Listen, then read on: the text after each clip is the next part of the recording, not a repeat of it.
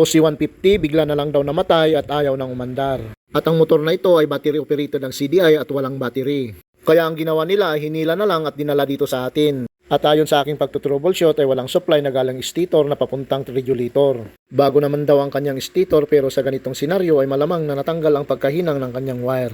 At sa aking experience ay nangyayari ito sa mga mumurahin na stator.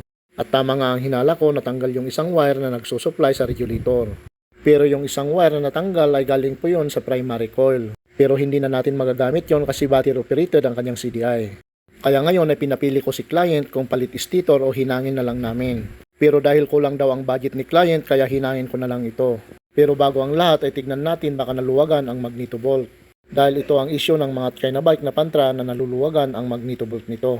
At ito ang sumisira sa stator kapag naluwagan ito. Pero mukhang okay naman kaya proceed na tayo sa paghinang. Gaya ng sinabi ko kanina, battery operated ang CDI nito. Kaya doon sa regulator kumukuha ng supply ang CDI. Sa mga nagtatanong kung aandar ba yung mga naka-battery operated ang CDI kahit walang battery ay yes po, aandar po. Ngayon ay linisin po natin ito ng gasolina para kakapit ang ating panghinang. Siyempre ito ang ating gagamitin na panghinang, 100 watts na Inco ang brand. Malakas po yan mga kaibigan, siguradong kapit na kapit ang ating soldering lead.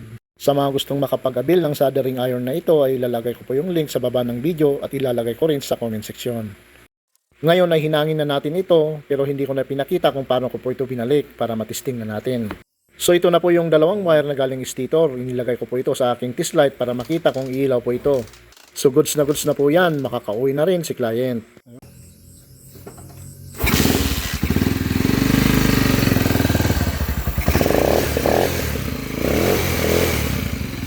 So ayun o, alright na tayo dyan, alright.